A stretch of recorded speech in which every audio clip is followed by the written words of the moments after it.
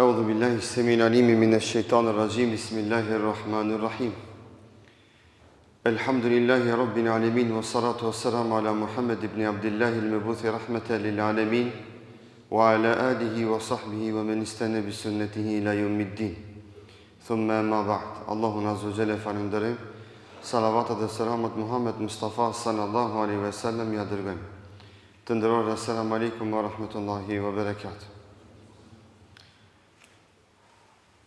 Në këtë ditë Ramazani, në këtë ditë të mëdhaja që Allahu Azza wa Jall me mëshirën e Tij fal numër të madh të besimtarëve dhe Allahu Azza wa Jall me gjymërtllokun e Tij pranon lutjet e besimtarëve të mirë të devotshëm, që ato besimtarë të mirë të devotshëm padyshim që janë pikërisht agjeruesit, namazfalësit, sadak dhënësit. Në Allahun Azza wa Jall lutim këtë muaj të bekuar dhe në këto ditë të mëdha që Allahu Azza wa Jall vëllezërit e tonë në Gaza t'i ruan dhe t'i shpëton nga kjo e keqe dhe zullum që është duke ju bën. Është duke ndodhur një e keqe e madhe e papame deri më tani në historinë e njerëzimit, veçanti në shekullin tonë, që në formë sistematizume nuk përzgjedhet sa do të vritet plaku, gruaja, fëmiu, i pafajshmi, shtëpia, banimi, xhamia, shenjtëria, asgjë nuk ka mbet nga njerëzilluku që ruhet dhe mbrohet në atë vend të bekuar.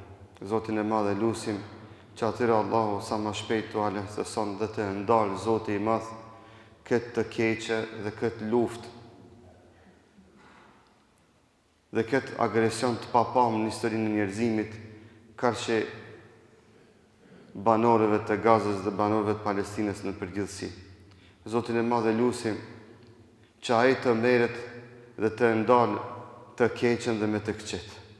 Zote të del atyre hakësh si çdo më së miri Allahu Azza wa Jall. Na dashur vëllezër, këtë lutje e kemi në duart tona. S'kemi faj as pse ka nisa dhe as nuk kemi fuqi në formë direkte me ndalë me duart tona të keqe. Madje s'kemi mundësi dhe një shishe ujë me uaçu, që bile qatë mundemi me bo. Ama se cilë prej në shko mundësi që një hisit e dua se vetë të e bën për ata. Wallahi duaja jonë është mrekulli dhe bën mrekullira mbi tokë. Kur zemrat tona t'i lidhim me Zotin ton, që është pronari i qiellit dhe tokës, dhe çdo njeri i mirë dhe i keq është banor i tokës dhe është nën sundimin e atij Rabbul Alaminit të madh. Dhe kur nuk duhet me haru dhe neglizhu fuqinë e duas tonë që kemi në duart tona, vetëm një element me cilën na mundemi të ndihmojmë banorëve të Gazës, besimtarëve, palestinezëve në përgjithësi, dhe të mos në habite luksi dhe e mira, të mos në habite komoditeti dhe mirëqenja jonë që elhamdulillah i kemi. Mos të asdisemi nga të mira që Allahu na i ka dhënë.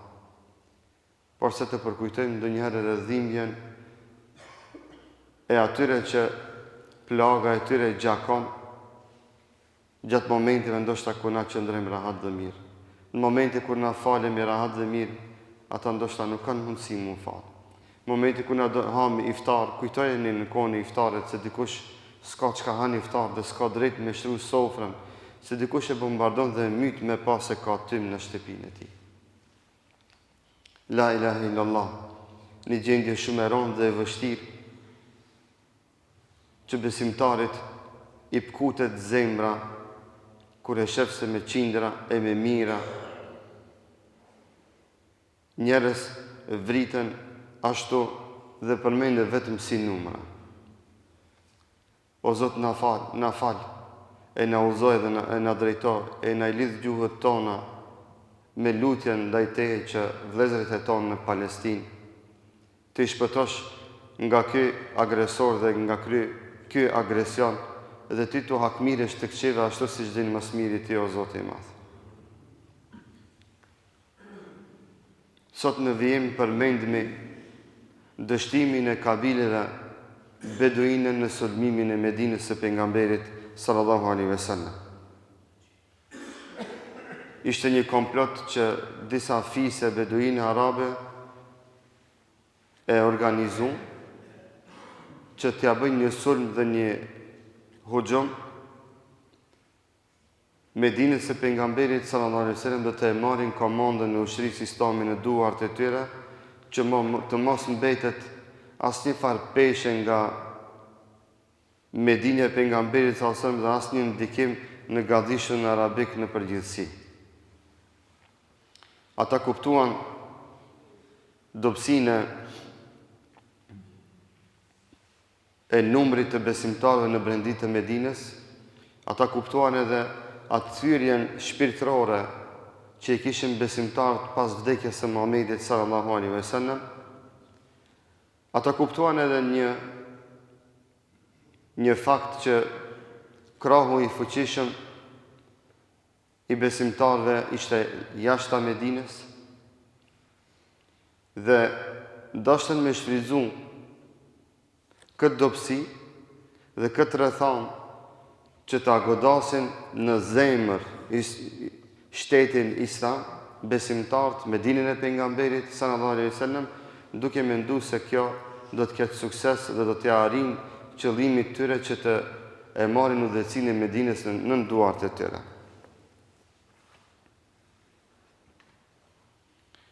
Atëherë, këto kabile e bëjnë një sulm dhe i afron Medinës së pejgamberit sallallahu alaihi wasallam, duke menduar se do t'i gjejnë në gaflet besimtarët.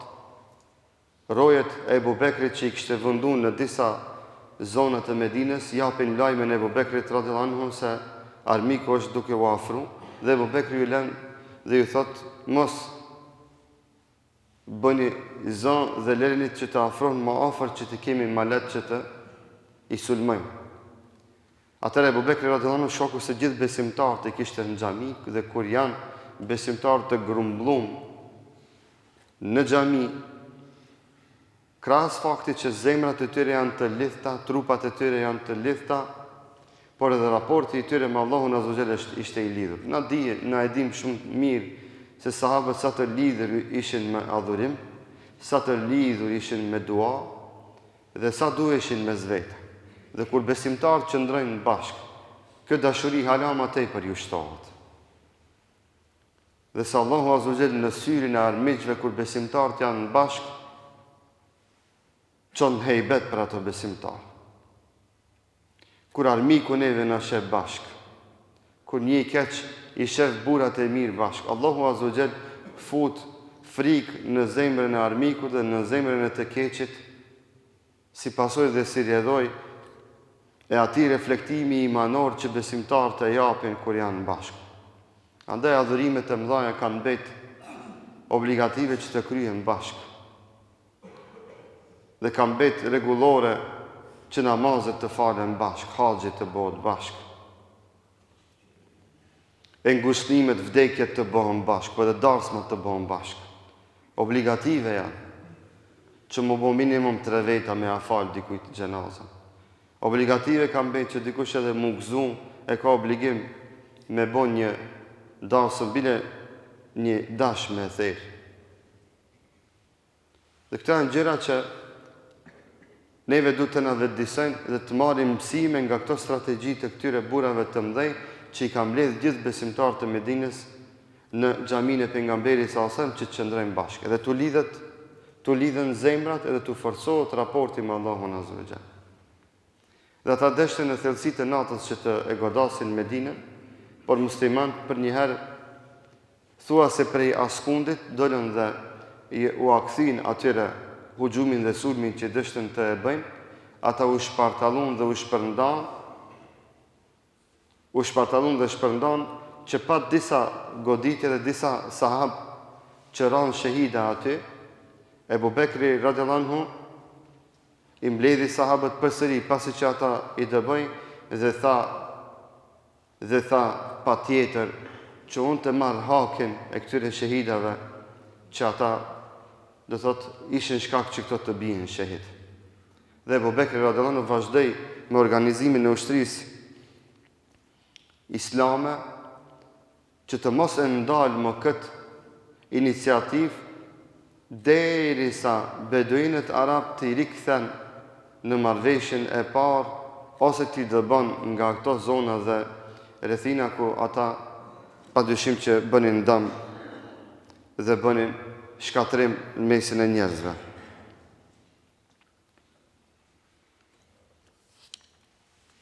Usame ibn Zeid kthehet me dinin e pejgamberit sallallahu alajhi wasallam që nuk kuptonte se grushti i ushtrisë islame më është i fortë. Është më prezent me dinin e pejgamberit sallallahu alajhi wasallam dhe Usame ibn Zeid radhiyallahu anhu kërkon nga Abu Bekri radhiyallahu anhu urdhën. Dhe i thot tash ku të vazhdoj, la ilaha illallah. I thot Abu Bekri radhiyallahu anhu Usame ibn Zeidit, te dhe ushtria jote do të pushonin Medinë. Thuhet që udhëtimi i Usame ibn Zeidit në tokat e perandorisë ramake zgati 40 ditë sipas disa rivajeteve, 60 ditë, 2 muaj. Pas gjithë këtij udhëtimi që e bënin në kom sahabët, kthehet Usame ibn Zeid dhe kërkon më një herë urdhrin e ri të Abu Bekrit radhiyallahu anhu, të halifës. Dhe Abu Bekri radhiyallahu anhu i thot Usame ibn Zeidit dhe jep urdhën erihu wa arihu wa aryahu. I thot erihu wa aryahu. Thot ju pushoni dhe neve na rahatani. Na iruni Medinën. Na rahat kena me shkush tash mi vazhdu punët e tona. Thot ju pushoni edhe neve me pushimin tuaj që të ta bënin Medinën na rahatoni. Që kur dalmi prej Medinës na dalim rahat se kina me ditë se ka kush na irun Medinën e pejgamberit sallallahu alajhi wasallam, sepse gjithkohës kishte rrezik që dikush të sulmon Medinën e pejgamberit sallallahu alajhi wasallam. Abu Bekri radhiyallahu anhu në organizimin e ushtrisë islame dhe të sahabëve që ishin në Medinë, kur del para tyre muslimanët dhe besimtarët i thonë Abu Bekrit radhiyallahu anhu atë thonjën e tyre historike dhe që përmend historia në mshidu ke Allahu ja khalifet e Rasulillah alla tu'rida nafsak. Thanë, o prijesi jonë, të lusim për hir të Zotit, që ti të mos vish me neve ta rizikosh vetën tënde. Shifeni sahabët radhiyallahu anhum. I thonë kryetarit të shtetit tyre, i thonë jo ti marrë me neve. Të rinë Medinë, na kina me shku, do të merremi me fiset beduine. Jo ti me ardhen e të rizikohet siguria jote. Pastaj i tha, fa inneke in tu'ib, lem yakun linnasi nidhamun wa maqamuka ashaddu min al-adu. Than, nëse të ndodh ty diçka, s'ka me pas kush i udhëheq besimtarët sikur ti. E than, me qenë të i fort për neve prezent, është më e fuqishme për neve se më e rëndësishme për neve sa forca e armikut. Na me prezencën tonë dhe më të fort karshi armikut. Na me të pati të fort e të sigurt për neve, është më e rëndësishme sa që i duket dikujt ajo forca e armikut. I thanë, që e dikan nga mesi jatë? Ti zgjedhë dikant, ai në të vjenet na prije. E thanë, nëse ai vritet, ti e kompenzon e ndron me një tjetër. Pastaj tha, Abu Bekri radhiyallahu anhu, la wallahi la af'alu wala uwasiyannakum bi nafsi. Thanë, jo vallahi, tha, se pranoj këtë propozim tuaj, unë personalisht do të vi dhe do t'ju udhëheq dhe pri në këto beteja dhe në këto ballafaqime që do të bëjmë me njerëzit dhe beduinët që e refuzuan Islamin pasi që ata e kishin pranuar, pra me murtedët në këtë rast dhe në këtë rrethon. Abu Bekri radhiyallahu anhu harton një strategji të re, me cilën strategji planifikoj që për një herë t'ua bën një goditje gjitha fiseve që ja kthin shpinën Islamit. Dhe ata ishin një rrezik dhe një kanonse shumë serioze karshi shtetit islam. Dhe fillon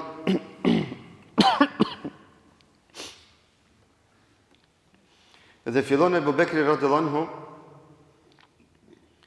hartimin e disa llojeve të strategjive. Strategjinë e parë që e bëri ishte që të i shfrytëzon disa besimtarë që mbeten besnik karshi Allahut azza wa jall në mesin e atyre fiseve dhe kabileve, dhe ata në forma individuale i thirrnin miqtë e vet dhe familjarët e vet që të bëhun pishman nga ridetit që i kishin bë. Që është një strategji shumë e rëndësishme që Ebu Bekri ju shkruajti atyve letra, i mësoj që ata njerëzit që nuk ishin të vendosen në atë, po shkoku vetëm se shkonin bashkë me turmat, shife gjithë një kur ndodhin të këqijat, ka njerëz lider të këqi, ka njerëz të këqijat dhe ka dikush që nuk është i keq, po thjesht i ka mbetën ose si pasojë e frikës ose personalitetit dopt që me shku bashkë me turman. Dhe gjithë një ka njerëz që janë guzimtar që i thojnë të keqës e keqe, pa më parasysh se sa është turma e madhe. Të këto beduin kishte njerëz të ndërgjegjshëm të mirë që miqve të vetë, familjarëve të vetë, në mesin e fisit të vetë, që ishin të lohatshëm, shkonin dhe ju folnin për gabimin që i kanë bërë. Ua përkujtonin besimin Allahun azza wa jall, dhe ua përkujtonin se faktin se Islami vazhdon edhe pas vdekjes së Muhamedit sallallahu alaihi wasallam. Dhe kjo ishte një strategji që disa të lohatshëm mi kthi ka Islami, e disa të tjerë që me i bo pishman që të mos marrin guximin në ballafaqimin e tyre me Islamin dhe muslimat. Spaku që të vjenë neutral. Strategjia tjetër e Ebu Bekrit ishte planifikimi i tij që e bëri që në disa fise dhe kabile kur numri më i madh ishte i besimtarëve që nuk mendonin ashtu siç mendonin as siç mendonte fisi i tyre, që Ebu Bekri ju dha udhëzime ato të fillojnë që edhe me luftë të ballafaqohen kundra vetë fisit tyre. Kur ishte numri i tyre pak më i konsiderueshëm, që t'i angazhojnë ata mes vete që të mos u lënë hapësirë dhe kohë, ata të vinë e të merren dhe të bashkangjiten grupeve tjera që donin ta sulmonin Medinën e pejgamberit sallallahu alajhi wasallam dhe t'jepnin fund shtetit islam. Strategji tjetër që e parapa Ebu Bekri radhiyallahu anhu ishte që kryetarëve të fiseve të dërgon letra ashtu siç bëri Muhamedi sallallahu alajhi wasallam me udhëheqësit dhe prijesit e shteteve të mëdha të asaj kohe. Që disave prej tyre ju dërgoi letra, personalisht Ebu Bekri radhiyallahu anhu ju shkruajti si halefi besimtarëve dhe po të njëjtit i këshilloi dhe i thiri në Islam. Që ata përsëri të kthehen në Islam e përsëri të rikthehet paqja në Medinën dhe rrethinën e Medinës së pejgamberit sallallahu alajhi wasallam. Dhe strategjia e fundit që ishte Ebu Bekrit radhiyallahu anhu ishte edhe ajo me u ballafaqu me gjithë këto me luftë. Me fiset më të mëdha që nuk kishte mundësi që të bënë ndonjë kompromis apo ndonjë ndërhyrje ndryshe nga ajo që është ndërhyrje luftarake, Ebu Bekri radhiyallahu anhu përcaktoi 11 brigade me 11 flamuj nën komandën e Khalid ibn Velidit radhiyallahu anhu. Dhe gjithë këto sahab udhëheqës prijes që ishin të këtyre brigatave i përmend historia islame që të gjithë këto me emra dhe cilin nga sahabët udhëheqte grupin e muslimanëve në cilin fes me cilin duheshte të ballafaqohet. Ato janë detaje shumë të ima që nuk do të hyjmë atë, po përmendet Khalid ibn Velidi radhiyallahu anhu ila Beni Asad, e pastaj te fisi Temim, pastaj te fisi Yamama. Të që mbaronte një betejë, vazhdonte tjetër, vazhdonte tjetër. Pastaj ushtria e Ikrimës radhiyallahu anhu, Ikrime ibn Abi Jahl, ushtria e Sharhabil ibn Hasana, brigada e Tarif ibn Hajis, që gjithë këto ishin ushtri në vete, po na i përmendemi si ushtri ose si brigada që si cila në vete shkon dhe kryen një mision të vetin në një festë të caktuar. Brigada e Amr ibn Asit radhiyallahu anhu, Khalid ibn Saidit radhiyallahu anhu, Ala ibn al-Hadrami radhiyallahu anhu, Hudhayfa ibn al-Muhsin al-Ghalfani radhiyallahu anhu, dhe brigada e Arfaja ibn Harthama, al-Muhajir ibn Abi Umayya dhe Suwaid ibn Mukri. 11 flamuj me 11 brigada dhe ushtri të ndryshme, që Abu Bekri radhiyallahu anhu për një herë gjithë këtyre ju jep urdhër që këto të bëjnë një goditje të fuqishme që të i shpartallojnë këto fise beduine dhe arabe që kishin qëllime të errta kundra Islamit dhe muslimanëve. Aliu radhiyallahu anhu e bën një tentativë tjetër që të ndalë Abu Bekrin radhiyallahu anhu që të mos merr pjesë në këto ballafaqime. Dhe i thot Abu Bekrit radhiyallahu anhu: "Ila ayna ya khalifata Rasulillah?" Thot, kuja ke mësi o zëvendës i pejgamberit sallallahu alaihi wasallam? Ku je të shku? Po niset me ushtria, Aliu radhiyallahu anhu po donte të bën një hap dhe një gest që të ndal Abu Bekrin radhiyallahu anhu. "Aqulu laka ma qala Rasulullah sallallahu alaihi wasallam yawm Uhud, lumma sayfaka wala tufji'na bi nafsik." Tha, po të tham atë që ta ka thonë pejgamberi sallallahu alaihi wasallam në luftën e Uhudit. Në luftën e Uhudit, kur u ballafaqun muslimanët me ushtarët e Mekës, në mesin e ushtarëve të Mekës ishte edhe djali e Abu Bekrit radhiyallahu anhu. I tha pejgamberi sallallahu alaihi wasallam Abu Bekrit kur dashti ta nxjerrë shpatën e tij, i tha në Uhud pejgamberi sallallahu alaihi wasallam Abu Bekrit, tha, lënë shpatën tonë aty, mos na mërzit me humbjen tënde. Dhe Aliu radhiyallahu anhu i tha Abu Bekrit radhiyallahu anhu, tha, mbaje shpatën tënde në këllëfin tënd, mos na mërzit me humbjen tënde. Atëra Aliu radhiyallahu anhu i tha, fa wallahi la in asabna bika la yakunu lil islami ba'da nidhami abadan, faraja wa qad qassama Abu Bakr al-jaysh ila 11 liwa.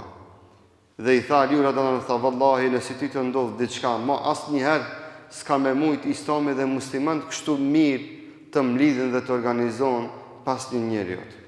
Dhe Abu Bekri radhiyallahu anhu dëgjoi këshillën e Aliut dhe nuk mori pjesë në asnjërin nga këto 11 brigadat që i dërgoi në këto provinca dhe zona që ishte te mase strategjike dhe rëndësishme që Abu Bekri radhiyallahu anhu të i dërgon pikërisht këto njerëz. Abu Bekri radhiyallahu anhu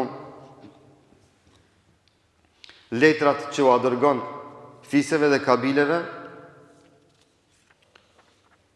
i përpilon me një mjeshtri dhe me një formë dhe mënyrë të mase të madhe që disa nga udhëhecit e kabileve kur e lexuan letrën e Abu Bekrit radhiyallahu anhu thuhet që u ndikuan. E që më vonë do të përmendi që disa nga kabilet të cilët pranuan letrën e Abu Bekrit radhiyallahu anhu u bën pishman. Dhe kryetarët e atyre kabileve erdhën tek Abu Bekri radhiyallahu anhu dhe shfaqën pendimin e tyre dhe u rikthyen në Islam dhe përsëri u bën pjesë përbërëse e shtetit Islam, saqë përmend historia islame që dhe pas një kohë shumë të gjatë atyre kryetarëve të kabileve, ato kryetarët e kabileve vazhduan të jetojnë si musliman dhe si njerëz dhe besimtarë të devotshëm të mirë, për të cilët dëshmoi historia Islamin dhe besimin e tyre. Këtu në këtë porosi kemi se njerëzit munden të gabojnë, e mundet madje edhe me llafa apo me vepra në rrethana dhe momente të caktuara dhe të dalin prej fesë. Dhe asnjëherë nuk është të vonë që ata të pendohen e të i rikthejnë përsëri Islamit. Të bëjnë tobe te Zoti i Madh. E që duhet pas kujdes edhe na muslimant që jemi okollagji, që mos ta ndihmojmë të keqen me gjestet tona të palakmueshme.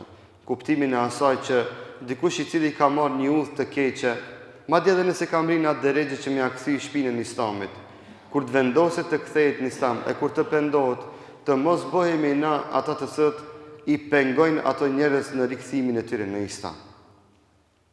Me gjestet tona, me lafet tona, me sjelljet tona, të jemi të kujdesshëm dhe të kemi frikën e Allahut Azza wa Jall. Historia islame dëshmon raste të tilla pas vdekjes së Muhamedit sallallahu alaihi wasallam për njerëz dhe fisë dhe kryetar të fisëve të cilët refuzuan Islamin krejtësisht apo tërësisht dhe na treguan që në fillim se një harf të Islamit me mohu del prej fesë. Por përsëri një pjesë dhe një hisë e tyre e konsiderueshme u pendua tek Allahu Azza wa Jall dhe ju rikthyen Islamit. Dhe u dëshmua gjatë historisë islame se ato njerëz u bën besimtar të devotshëm e të mirë. Disa njerëz subhanallah, ndonjëherë sjelljen e kanë sikur me qenë ata të cilët i kanë ato kartat e Islamit dhe kartat e qufrit. Ata vendosin, a ban mu pendu dikush, a s'ban mu pendu dikush. Kush jemi na me qëndru mes gabimtarve dhe pendimit tyre me Allahun Azza wa Jall? Kush jemi na, kush ne ka dhënë këtë të drejtë? Na duhet të ndihmojmë procesin e pendimit të njerëzve kundrejt Allahut Azza wa Jall, se pendimi i njerëzve karshi Zotit e gëzon Allahun Azza wa Jall. Kush jemi na mi pengu njerëzit që ta gëzojnë Zotin e Madh? Krijuesin e qiejve dhe tokës. Timi të vëmendshëm e të kujdesshëm se ndonjëherë ne apo pa vetdijen tonë, me një llaf tonin të vogël e të keq që e themi, bëhemi sebeb që dikush asnjëherë mos vijë në xhami. Që themi çka lip në xhami, a di çka ka bëu kë? A di çka ki bëu ti? Se kitë ne kemi të bomët tona. Kur na t'ja bëjmë gajlën gjunave dhe gabimeve tona, s'ta mbetet kohë me gjunat dhe gabimet e hallkive më u marr. Dhe shumë është normale që ndonjëherë me ndodh. Ka ndodh me njerëz që e kanë pa pejgamberin sallallahu alajhi wasallam, o vëllezër, që këto që kanë dalë prej fesë. A e dini se këto e kanë pa pejgamberin sallallahu alajhi wasallam? Kanë pas rastin me pa pejgamberin sallallahu alajhi wasallam, fytyra e të cilit ka shkëlqyer sikur se hona 15. E ka pa atë nur të imanit, e ka besu atë nur të imanit, i është nënshtruar atij nurit të imanit, pas një kohë jo të gjatë ka dalë për fesë. Ku në atë kohë fitnet kanë qenë shumë më të vogla dhe fesadet kanë qenë shumë më të vogla se shtash. Çka mbetet puna jonë ku fitnet dhe fesadet dhe dyshimet për fenë, për Islamin, për Allahun Azza wa Jall, çdo ditë janë më të sofistikume dhe më të modifikume dhe më të avancume. Që njeri kaq lehtë mundet me dalë prej fesë për një shybe dhe për një dyshim që dikush ja fut në imanin e tij dhe në zemrën e tij.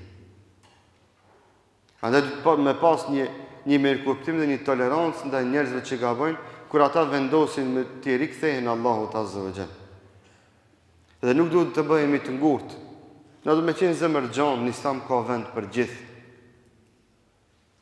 Dhe zemra që e ka emrin ajo zemra islame, që të gjithë mundët ti ngërthen në vete. Të i përfshin në vetën e saj. Të mos e paraqesim ndonjëherë Islamin si një fe geto që veç për neve që jemi në xhami ka vend.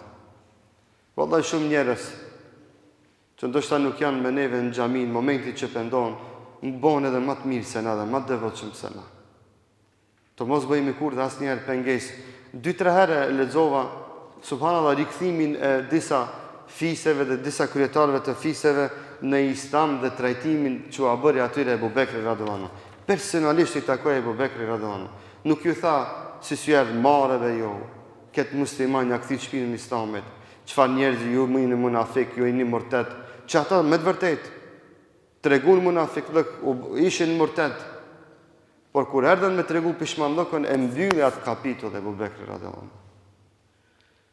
I priti si ma mirë ata njerëz, i këshilloj që të pendon tek Allahu Azza wa Jall, e që të i kthejnë Islamit dhe imanit, dhe me të vërtet këshilla e Ebu Bekrit radhiyallahu anhu pa dobi tek ata njerëz, që ata njerëz në të ardhmen të u bën besimtar të mirë dhe vetëm për cilët dëshmoj historia islame për devotshmërinë e tyre dhe për imanin dhe besimin e tyre. do të përmendi vetëm një keramet, një mrekulli që ndodh në Yemen. Dhe me këtë ta mbylli. Është tregim lehtë e kalojmë inshallah. Që e përmend historione në librin Esedul Gabe edhe libri historisë El Istiab. Përmendin rastin e sahabiut të nderuar Ebu Muslim El Khawlani dhe gënjeshtarit dhe njeriut që pretendonte se është pejgamber, Eswed el-Anasi. Eswed el-Anasi pretendonte se është pejgamber. Dhe Ebu Muslim El Khawlani e dinte se është një besimtar i mirë dhe i devotshëm, që besonte në Allahun Azza wa Jall. Dhe i thot ky Eswed el-Anasi, thot a beson ti se unë jam i dërguar i Allahut? I thot Ebu Muslim El Khawlani, thot unë nuk ndëgjoj, thot, s'jam tutni. Ja përsërit pyetje, thot unë nuk ndëgjoj. Ky thot a beson se unë jam pejgamber? Ky thot nuk ndëgjoj. Thot a beson se mundot edhe me gestikulacione me a shpjegu çfarë që do me a thonë? Ebu Muslim radiallahu anhu i thot nuk ndëgjoj, s'jam tutni çka i të thonte. Pastaj i thot a beson ti se Muhamedi sallallahu alaihi wasallam është pejgamberi i Allahut? I thot Ebu Muslim El Khawlani, thot ashhadu an la ilaha illa Allah wa ashhadu anna Muhammeden abduhu wa rasuluhu. E thot shahadete. Kja ban përsëri pyetjen, ki përsëri e thot shahadete. Kur e pyet sa beson Muhammedin sallallahu alaihi wasallam. Derisa thuhet në këtë tregim që Eswed el-Anasi e kall një zjarm të madh dhe tenton të e kall Ebu Muslim El Khawlanin, por se Allahu Azza wa Jall refuzon të ndodhe një gjë e tillë dhe Ebu Muslim El Khawlanin nuk e kall dhe nuk i bën dëm asgjë zjarmi i këtij gënjeshtari. E që ky detyrohet që të e liron, që njerëzit e tjerë të mos e shohin këtë tregim dhe këtë ndodhi, që pastaj të bindën se ky njeri është gënjeshtar dhe se me të vërtet nuk është pejgamber. Ebu Muslim El Khawlani vjen me dinin e pejgamberit sallallahu alaihi wasallam, hik prej Yemenit, kurse lajmi i tij dhe ndodhia e tij ishte shpërnda, saqë vjen në xhaminë e pejgamberit sallallahu alaihi wasallam, fillon të falet e të lutet, e shef Ebu Bekri radiallahu anhu dhe i flet atij, i thot Omerin, e shef Omerin radiallahu anhu, Ebu Muslim El Khawlanin, dhe i thot çfarë ndodhi me njeriun që dashti gënjeshtarit të dhez me zjarm? I thot ki ai është Abdullah ibn Thawb. Thot ai është robi i Zotit i mbulum me tesha. S'do të më tregu se kjo është vetë, subhanallah. E pastaj i thot Omeri radhiyallahu anhu, plus për hir të Zotit, që të më tregosh se a je ti ai njeri apo jo? Atër kjo e pranon se është ai, përqafon dy vëllezër mes vete dhe takohet ky me Ebu Bekrin radhiyallahu anhu dhe Ebu Muslim El Khawlani, ja thot një thonje shumë të madhe Ebu Bekrit, ku e përmend historia e Islamit, thot elhamdulillahi alladhi lam yumitni hatta arani fi ummeti Muhammedin sallallahu alaihi wasallam man fa'ala bi ma fa'ala bi Ibrahim Khalilullah. Pastaj thot Ebu Bekri radhiyallahu anhu, falënderimi i takon Allahut Azza wa Jall që ma mundsoi ta shoh njeriun me cilin njeri ndodhi e njëjta që pat ndodh me Ibrahimin a.s. Dhe Ebu Muslim El Khawlani përqafon Ebu Bekrin radhiyallahu anhu dhe shpreh gëzimin e tij që Allahu Azza wa Jall ja mundsoj që të takohet me Abu Bekrin radhiyallahu anhu, një njeri shumë i madh që haberi dhe lajmi i tij kishte mbri gjithë andej në umetin islam, dhe me kaq e përfundojmë për sot duke lutur Allahun azza wa jall që Allahu t'ua jep të mirat e dunjos dhe të ahiretit, që zbukuruat xhamin me prezencën tuaj. Allahu na i fal gjunat, na i pranoft adhurimet. Walhamdulillahi rabbil alamin.